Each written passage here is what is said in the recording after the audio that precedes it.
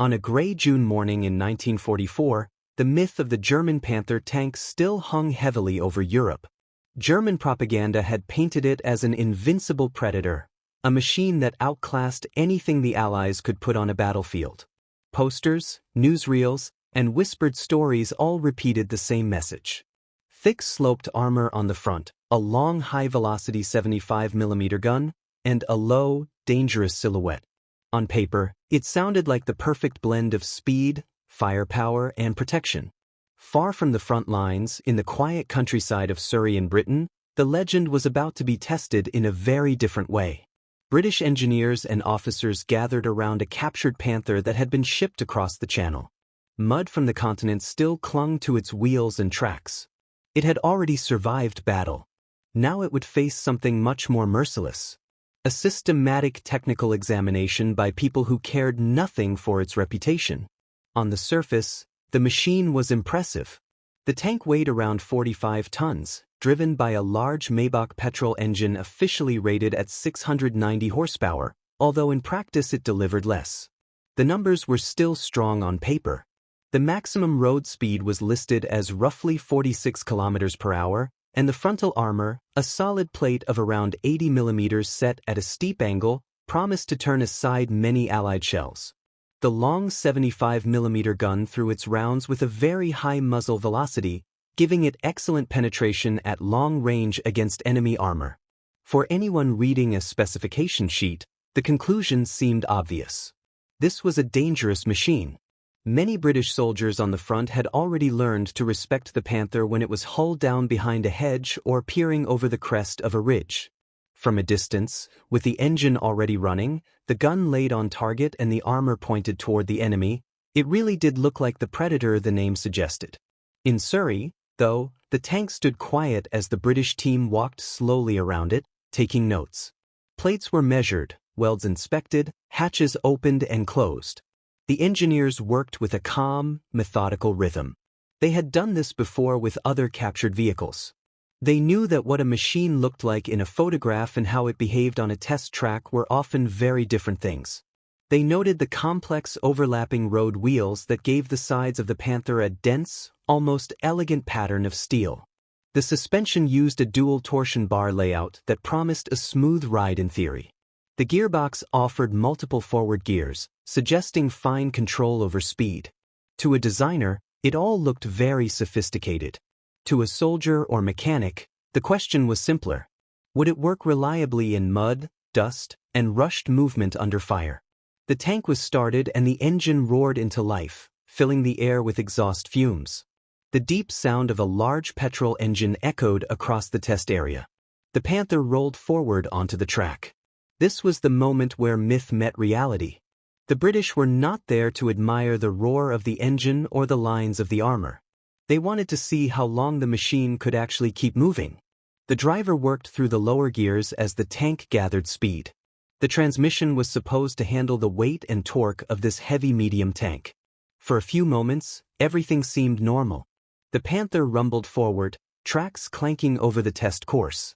Observers watched closely, listening for unusual noises and looking for any sign of trouble. Trouble came very quickly. When the driver selected third gear, something went wrong. Within a moment, the gear failed. The transmission gave up in a way that left no doubt. This was not an issue of clumsy driving. The British inspected the damage and concluded that the failure was mechanical in nature. The gearbox was simply too delicate and complex for the demands placed on it by the heavy vehicle. This first serious breakdown during controlled testing already hinted at a larger truth. The Panther might have been designed with advanced ideas, but those ideas demanded a level of material strength, precision, and reliability that wartime Germany could not always guarantee. The engineers noted that the gearbox required careful handling and seemed vulnerable to damage under stress. On a quiet test track in Surrey, with no one shooting at the tank and no need for sudden maneuvers, it had already shown a major weakness. As the days went on, more driving trials followed. The team paid close attention to the suspension. On paper, the dual torsion bar system promised a refined ride across uneven ground. In practice, the Panther often bottomed out. The movement inside the hull was harsh and tiring. Compared with some British designs like the Churchill, which used a simpler suspension, the Panther did not feel as comfortable as its elaborate layout suggested it should be. Cross-country performance was also less impressive than expected. The Panther was officially described as a medium tank, but with its weight and mechanical layout, it behaved more like a heavy vehicle that had been forced into a different category by name. When tested over soft ground, rough terrain, and slopes, the Panther struggled to make full use of its theoretical speed. It was not the agile hunter that many stories had claimed. In fact, it moved more slowly across difficult ground than the much older and more conservative Churchill tank. None of this meant that the Panther was harmless. Its gun remained powerful, its frontal armor remained hard to penetrate, and its optics and fire control were still respected by any crew facing it in battle. But at Surrey, the engineers were building a different picture. They saw a tank where the designers had chased high-performance figures and complex solutions, at the cost of ruggedness and simplicity. In their notes, British officers began to describe the Panther as mechanically unsound. Gearboxes, suspension components, and the engine itself all appeared vulnerable to heavy wear and failure. This early assessment, based on a single captured vehicle, raised an important question. If one Panther failed so easily under careful test conditions in England, what was happening to whole battalions of these tanks fighting on the vast Eastern Front or struggling through the narrow lanes and hedgerows of France? That question would not be answered all at once. It would take more battles, more breakdowns, and more reports from German and Allied units to complete the picture. For now, in June 1944, the legend of the invincible Panther had gained its first serious crack within the quiet boundaries of a British test ground. The engineers closed their notebooks, the damaged gearbox awaited repair or replacement, and the tank itself sat silent once more, a powerful presence that had already revealed a hidden weakness. The Panther returned to the test area 2 days later, repaired enough to continue the trials. The British team approached the machine with a new caution. The gearbox failure had changed their expectations. What once seemed like a promising piece of engineering was now treated like a temperamental instrument, something that required gentle hands and constant attention. The tank was fueled, the engine checked, and the compartments inspected for leaks. Even before the next trial began, small drops of oil and fuel around the engine bay hinted at deeper issues hidden within the steel frame. When the Maybach engine started again, the same thick growl filled the air. Yet underneath the sound, the team noticed irregular vibrations, the kind that suggested strain within the engine block. The Maybach unit had originally been designed for lighter vehicles. By the time it was installed into the 45-ton Panther, it was being pushed close to its limits. The British engineers knew this, but they still watched with a neutral calm, determined to see how the machine behaved under controlled stress. The tank moved across the test course, climbing slight inclines and rolling over uneven terrain. As it worked its way through the schedule, the engine began to heat more quickly than they felt comfortable with. On paper, the cooling system was adequate. In practice, the temperature gauge climbed steadily, a quiet warning that the power plant was being pushed harder than it could sustain for long periods. On June 14, the warning became reality. While the tank was running at a moderate speed, a sudden loud report echoed across the grounds. It sounded like a gunshot from inside the hull. A violent backfire erupted from the engine, and the crew inside felt a blast of heat surge through the compartment. Observers saw smoke burst from the exhaust and through small gaps in the engine deck. Flames followed, bright and angry, licking outward in a moment that captured everyone's attention. The British reacted quickly. Fire extinguishers were brought forward and used with practiced efficiency. Within moments, the blaze was under control. The Panther did not burn to the ground. The damage, though contained, was enough to reveal yet another deep flaw. The explosion inside the engine bay had been born not from misuse, but from a combination of fuel vapors, oil mist, and a backfire that transformed a minor issue into a dangerous fire. When the engine deck was opened and the burnt surfaces examined, the engineers found residues and traces that confirmed their suspicion. Fuel and oil had been leaking slowly during operation. In a machine where the engine already ran hot, even small leaks created the conditions for disaster. It did not take much imagination to picture what such a fire might do inside a Panther operating under combat conditions, where sudden movement, high stress, and limited visibility were normal. Repairs were attempted, but the sense of confidence that had once surrounded the Panther was gone. The British testers no longer saw a finely tuned predator. They saw a machine that had been built with ambitious expectations but without enough attention to real-world durability. Every hour of operation seemed to introduce a new possibility for failure. The tests continued in the following weeks, though with increasing hesitation. The Panther moved across the course again in July, the crew listening closely to the heartbeat of the engine. On July 28, the tank had finished a run and the engine was shut down. The crew began to exit the vehicle when another sharp noise cracked through the air. The engine, now cooling, produced a second backfire.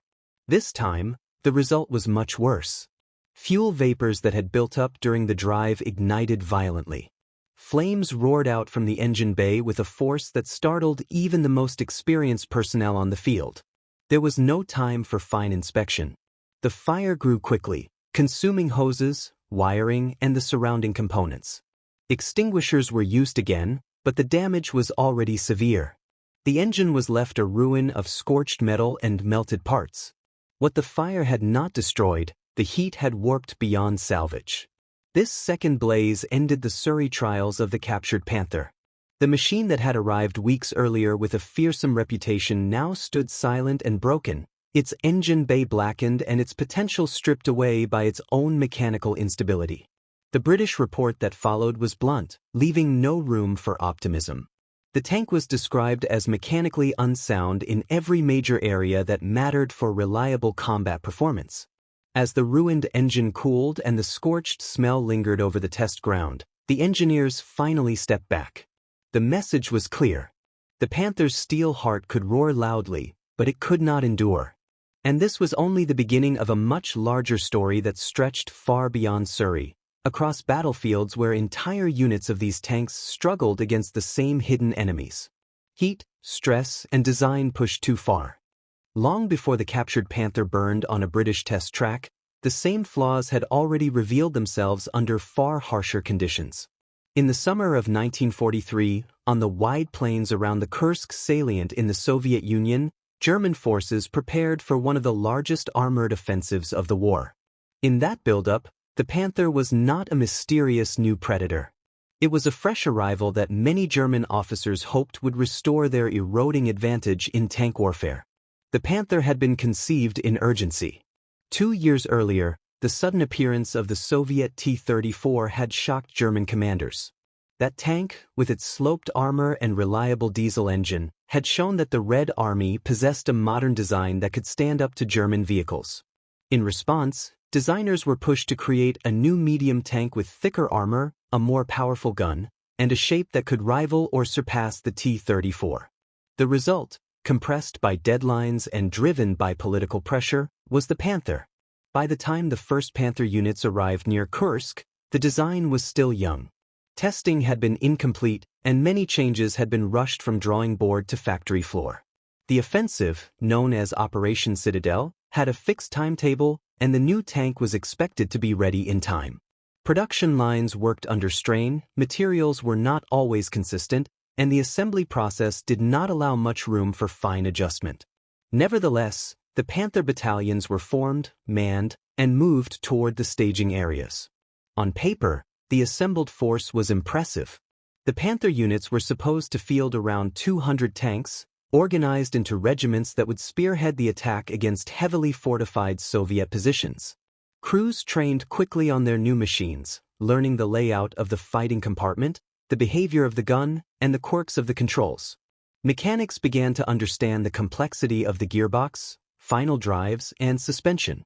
Even before the offensive started, they realized that this tank demanded far more careful attention than older German designs.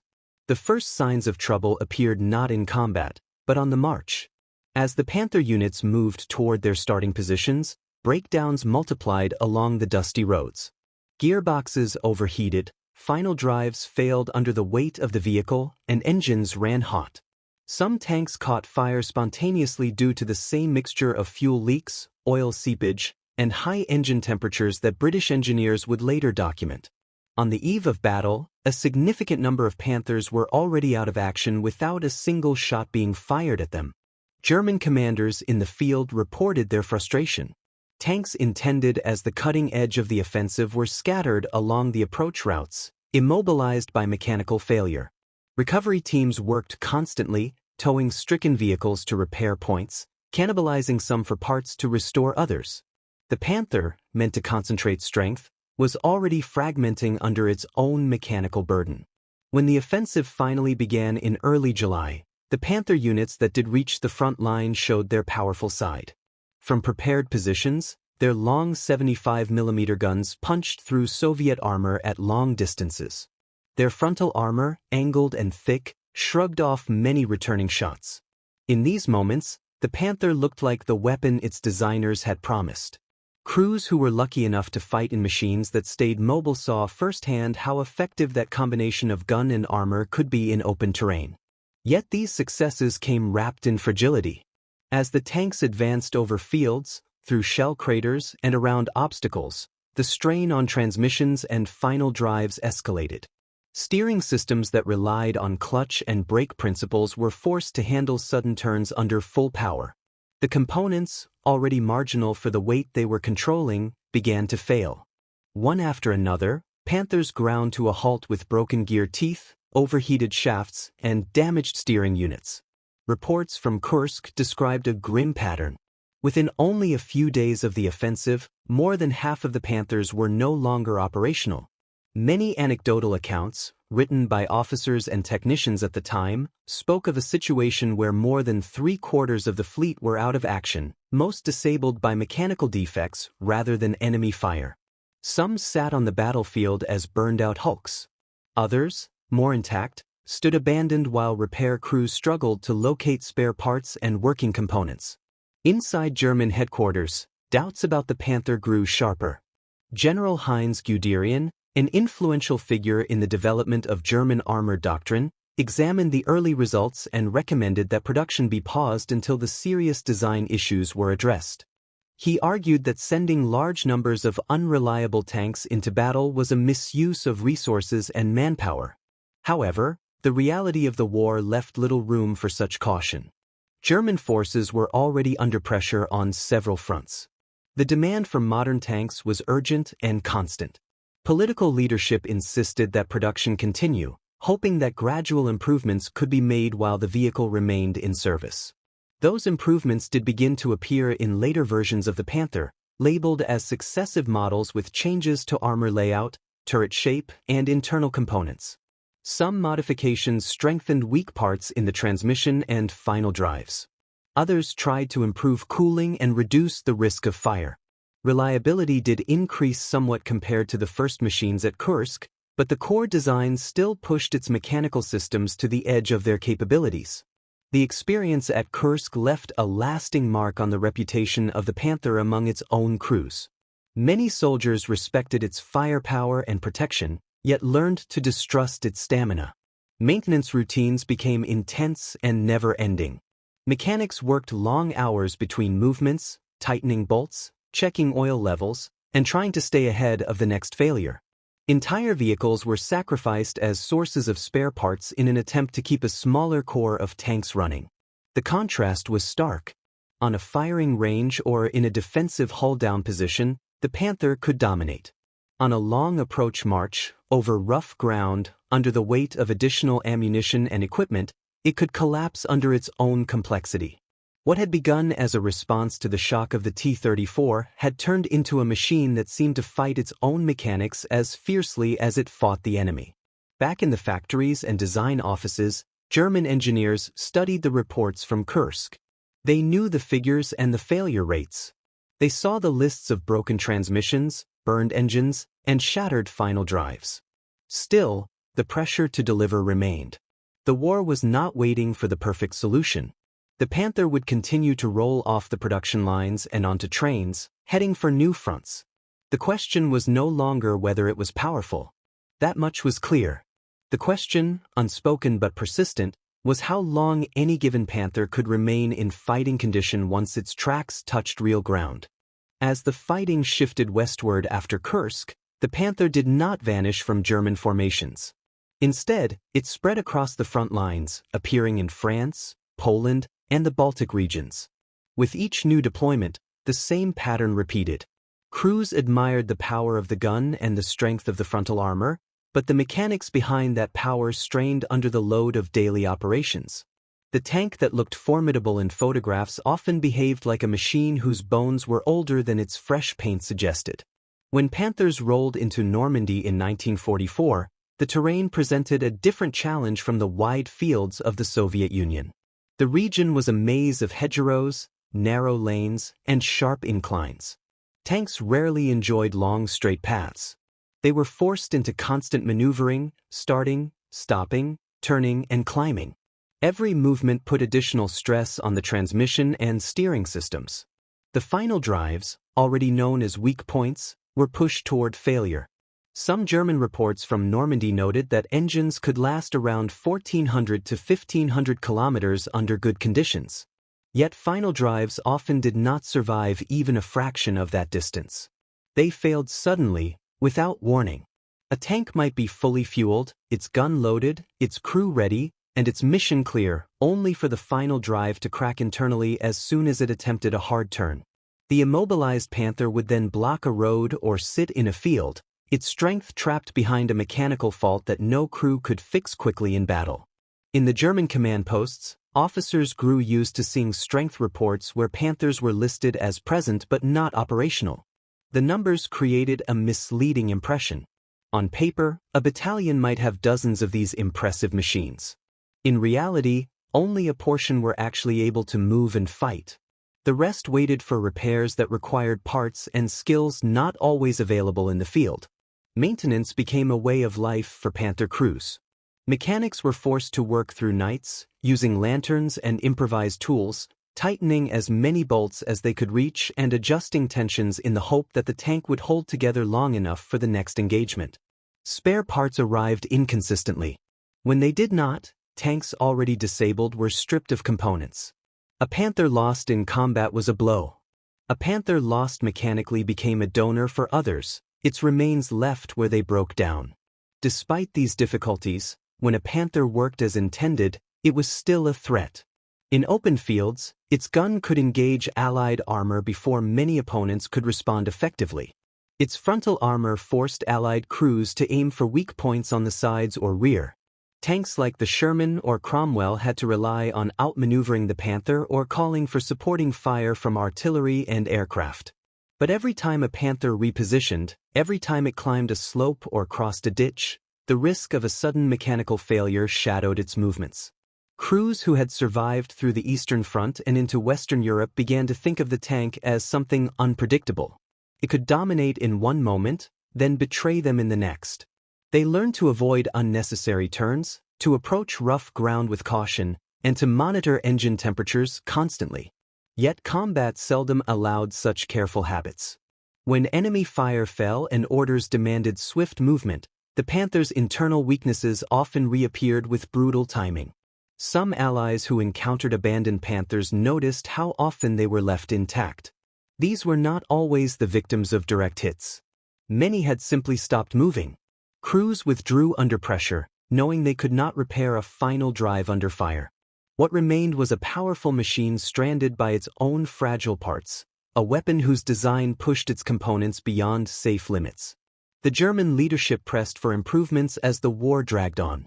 Factories introduced modifications to reduce the worst mechanical issues, strengthening certain gears and adjusting cooling features. But wartime shortages of materials limited the consistency of those upgrades. Some tanks benefited from better steel or more precise assembly. Others rolled out with the same vulnerabilities that had plagued earlier models. The randomness of quality added another layer of uncertainty for the crews who took these machines into battle. The Panther continued to fight across multiple fronts, always carrying the weight of its design on its shoulders. It moved through forests, villages, and open plains, its reputation both feared and doubted. The contradiction stayed with it. A powerful gun matched with a fragile drivetrain. Thick armor paired with components that wore down too quickly. Each battle added more stories of tanks that fought brilliantly one day and broke down silently the next. As German forces were pushed back toward their own borders, the Panther remained a symbol of ambition that had outgrown practicality.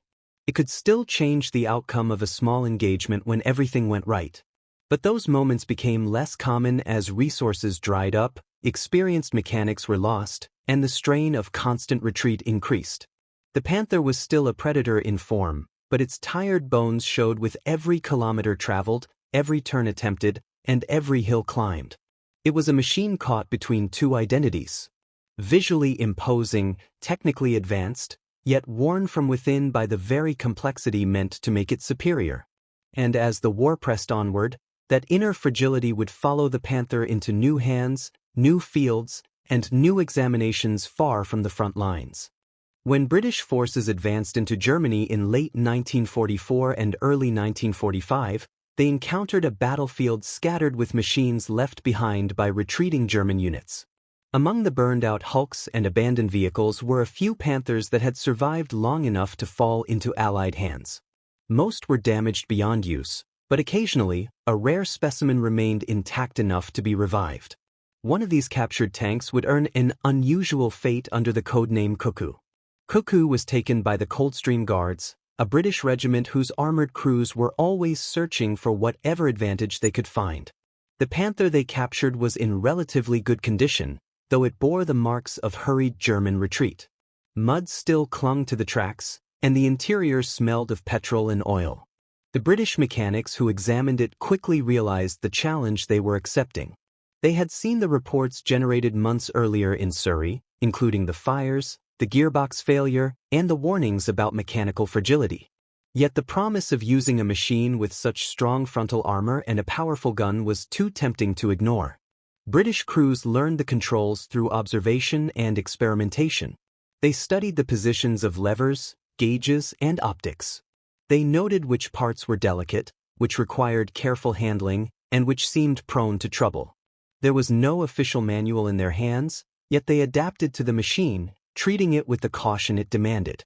For a brief time, Cuckoo became an unusual sight among British columns.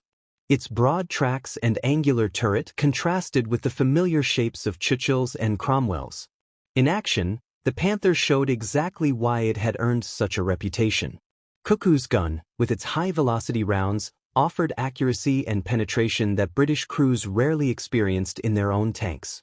When positioned hull down behind rubble or low terrain, the frontal armor gave confidence that incoming fire would struggle to break through. The optics, finely ground and clear, allowed the gunner to track distant targets with ease. Whenever Cuckoo was able to fire from a stable position, it delivered results that impressed even the most skeptical soldiers. But the borrowed beast came with its burdens. On every movement, the British crew kept a constant eye on oil pressure, engine temperature, and track alignment. The Panther drank petrol at an astonishing rate, far more than equivalent Allied tanks. Refueling became a frequent and time-consuming chore. Even small maneuvers required slow, deliberate actions, because the steering brakes were fragile. The crew understood that a single hard turn taken in haste could cripple the final drives and end their unusual experiment. Cuckoo served for roughly 3 months, participating in several operations as the British pushed deeper into German territory. During this time, the crew built a deep respect for the machine's strengths, yet an equally deep awareness of its instability.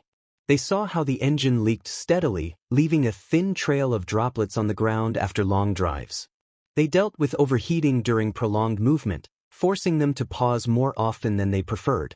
They felt the stiffness in the steering system grow day by day, like joints wearing thin. Despite these challenges, Cuckoo remained functional long enough to influence a handful of engagements. Some German units initially hesitated when they spotted a familiar silhouette on the battlefield, mistaking it for one of their own. Others realized their mistake too late, discovering that the tank aiming at them was not an ally but a captured predator in foreign hands. These moments gave the British crew a strange advantage that no official training could have provided. Yet the inevitable end arrived not through enemy fire, but through the familiar pattern that had followed the Panther across every front. During a movement between positions, the tank developed severe mechanical trouble. The steering system began to resist every attempt at correction, and the engine grew unstable. No amount of maintenance could reverse the damage. The final drives, the same components that had tormented German crews for years, showed signs of failure that could not be ignored. Cuckoo did not go out in flames or glory. It simply stopped being reliable enough to continue. With supply lines stretched and priority given to maintaining their own vehicles, the British had no choice but to leave the Panther behind. They salvaged what they could and moved on, letting the machine rest where it had given all it could. For the crew who had operated it, Cuckoo became a story told with equal parts admiration and exhaustion. It had been a powerful gun wrapped inside an unpredictable shell. A tank that could dominate a field one moment, then remind its users of its fragile core the next. Even in Allied hands, far from German supply shortages and hasty retreats, the Panther remained a machine that demanded more than it could reliably give. Its brief service with the Coldstream Guards reflected the same truth documented in Surrey and witnessed at Kursk. The Panther was impressive, ambitious, and dangerous. But behind its steel armor lay a heart that ran too hot, gears that strained too easily, and a spirit that wore itself down with every kilometer of real-world use. And beyond Britain and Germany, another nation would soon learn the same lesson through its own experience. After the war ended in Europe, large numbers of abandoned German vehicles remained scattered across the continent. Among them were several late-model Panthers that had survived long enough to be collected by the new authorities. For France, rebuilding its armored forces was a slow process, and the temptation to reuse captured equipment was difficult to ignore. American tanks were beginning to arrive, but not in the quantities needed to replace wartime losses immediately. In this transition period, the Panther offered a potential shortcut. A machine with a powerful gun, thick frontal armor, and modern optics seemed a useful addition, at least on paper. French technicians began inspecting the captured vehicles. Many were damaged by battle or sabotage, but a number of relatively intact examples remained. These tanks were gathered, repaired where possible, and assigned to units that needed armored strength during the late 1940s. Some of the same engineers who had worked on German machines during the occupation were recruited to help revive them. Their familiarity with the complex systems of the Panther was considered valuable.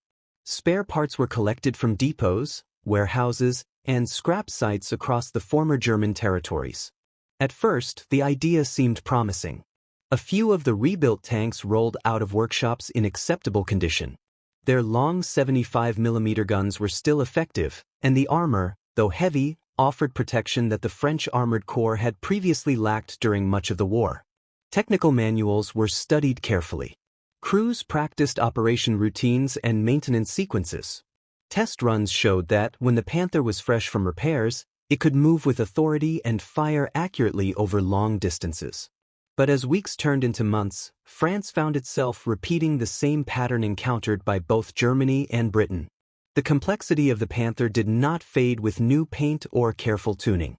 It reappeared in every field trial and training exercise. Engines overheated even when driven conservatively. Fuel consumption was extreme, forcing units to plan around refueling stops more often than with any other vehicle in service. Oil leaks formed beneath engines during idle periods, gathering in thin puddles that hinted at future trouble. The suspension, with its intricate arrangement of interleaved road wheels, demanded more effort than expected. Mud and debris accumulated easily between the wheels, adding strain to the torsion bars. During long movements, the ride became harsh and unpredictable. Mechanics spent hours removing wheels, cleaning components, and reassembling the layout, knowing the process would need to be repeated after the next muddy field or winter road. Steering issues were common. The clutch brake system, already famous for its fragility, wore down quickly under French training conditions. Even when carefully handled, the mechanism showed signs of fatigue. Tanks would begin to drift out of alignment or resist attempts to make tight turns. Repairing the system required disassembly that few workshops had the resources to perform regularly.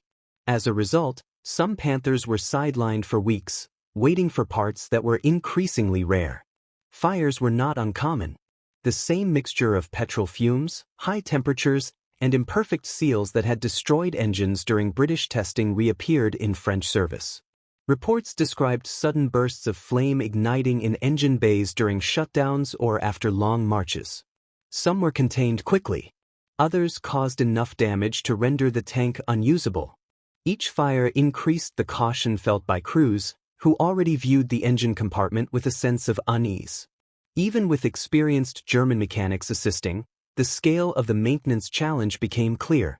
Keeping a small number of Panthers in running condition required an amount of labor out of proportion to their usefulness. While American Shermans and new French projects could be kept ready with straightforward routines, the Panther demanded nearly constant attention. Training exercises became unpredictable because tanks that had run perfectly the previous day refused to start or move when needed. By 1950, the decision was no longer difficult. France had gained enough experience to see that the Panther's advantages were consistently overshadowed by its chronic weaknesses. Spare parts were dwindling, engines were wearing out, and gearboxes continued to show signs of strain. The cost of maintaining the fleet exceeded any benefit they offered. Slowly, the Panthers were removed from service. Some were sent to test ranges as static hulks. Others were scrapped. A few ended up in museums, reminders of a design that had promised brilliance yet delivered exhaustion. For the French crews who had served in the post-war experiment, the memory of the Panther was a mixture of respect and frustration. It looked formidable. Its gun was admirable. But it behaved like a machine in constant protest, demanding more time, more labor, and more parts than any army could reasonably commit. In peace, just as in war, the Panther revealed the truth that had followed it across every front. Power alone was never enough to overcome the limits built into its own mechanical core. France had not taken the Panther into a desperate battle, nor driven it across collapsing fronts. Yet even under calm conditions, with support from skilled technicians and controlled training environments, the same familiar weaknesses returned. The borrowed German Predator proved once more that its strength was always conditional, always temporary, and always overshadowed by the relentless strain placed upon every component inside its armored shell. And while France stepped away from the Panther, another group of engineers across the Channel was preparing a final and comprehensive examination that would uncover the last pieces of the puzzle. When the war ended, British engineers were determined to understand the Panther in a deeper and more controlled way than battlefield captures allowed. Their initial testing in Surrey during 1944 had revealed serious problems, but those results came from a single worn vehicle. To complete the picture, they needed more data, more examples, and a better chance to study the design free from the chaos of wartime urgency. That opportunity arrived in occupied Germany, where factories, depots, and storage yards still held large stocks of spare parts and unfinished components. In the region around Hanover, British Royal Electrical and Mechanical Engineers organized a unique project between 1945 and 1946. They collected leftover hulls, turrets, engines, transmissions, and suspension parts from abandoned German facilities. Many of these components had never been installed in finished tanks. Others had been removed from vehicles that saw only limited use. By combining these elements, the British rebuilt 9 complete Panthers. These were not battlefield survivors. They were, in effect, new machines assembled after the war from German stock. The goal was simple. If the Panther's failures in Surrey could be blamed on wear, sabotage, or poor maintenance, then these newly built examples should perform better. If they failed in similar ways, the conclusion would be unavoidable. The British teams worked methodically, assembling each tank with care, tightening bolts to correct torque standards, and ensuring that every system was installed according to the specifications recovered from German manuals. When the final tank rolled out of the workshop, it carried none of the scars of combat. It was a clean test subject, representing the Panther as closely as possible to its intended form. The first engine tests were revealing. Even with careful assembly, oil seepage appeared almost immediately around gaskets and joints. The Maybach engines ran hot, their temperature climbing steadily under moderate load. Mechanics adjusted fittings, replaced seals, and monitored the exhaust manifolds closely. But the issue was fundamental. The engine simply produced more heat than the cooling system could reliably disperse during sustained operations. When the tanks were driven around the Hanover testing grounds, the steering systems began to complain. The clutch brake mechanism that guided the Panther through turns showed stiffness early in the trials. It was not a matter of poor lubrication or incorrect assembly. The system itself was underpowered for the forces it needed to control. A long, gentle turn was manageable. A tight or sudden command placed visible strain on the machinery. Drivers felt it in the controls, a kind of mechanical resistance that grew worse with each kilometer. Suspension tests brought new problems. The interleaved road wheels accumulated dirt and grit, even in controlled conditions.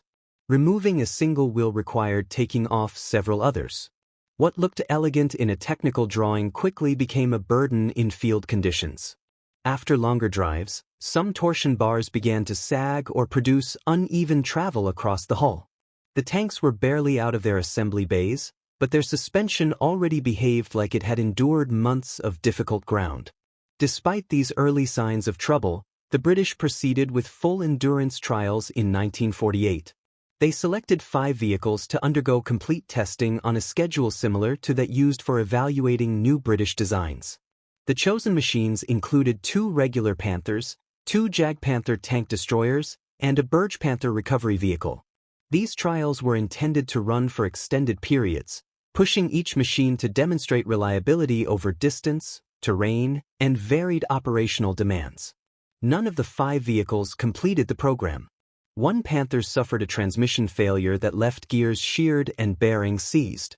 Another developed a steering fault so severe that it could no longer travel in a straight line without constant correction. One of the Jag Panthers caught fire during operation, a familiar mixture of heat and fuel vapor igniting inside the engine bay. The Burge Panther, built to tow and assist others, experienced such heavy strain on its drivetrain that it barely completed a portion of its assigned schedule before breaking down. In each case, the faults were not caused by crew error or poor maintenance. They were inherent weaknesses, rising to the surface even under the careful hands of British testers. When the tanks were towed back to the workshops, the engineers studied each failure point closely. Metal fatigue appeared in gears that should have lasted far longer. Bearings showed uneven wear patterns. Cooling systems operated at the edge of their capacity. Every component seemed slightly overburdened, as if the design had been created with expectations that wartime production simply could not meet. The final report, completed in February 1948, did not try to soften the conclusions. After years of testing, rebuilding, and analysis, the judgment was firm. The Panther exhibited general mechanical unreliability. No further trials were considered useful. The tanks that remained at the test facilities were gradually disabled, dismantled, or scrapped. Their parts were stored for reference, not for future use. For the British engineers who had spent years studying the machine, the outcome was clear. The Panther had always been a powerful concept. It had impressive armor, excellent optics, and one of the most effective guns of the era. But beneath those strengths lay a structure pushed beyond safe limits. The drivetrain bore too much weight. The steering system fought itself. The engine ran hotter than it could tolerate. The suspension demanded constant care. Every strength was tied to a weakness, and every weakness multiplied under the stress of real movement. In Hanover, far from the chaos of battle and free from the desperate urgency of war, the Panther was given every chance to prove itself under ideal conditions. Instead, it revealed its final truth with uncompromising clarity. The legend, built on fear and admiration, faded as the mechanical reality was exposed piece by piece. The tank that once dominated propaganda and terrified enemy crews had run its last kilometers, not with a roar, but with the quiet inevitability of systems that had always been stretched too far.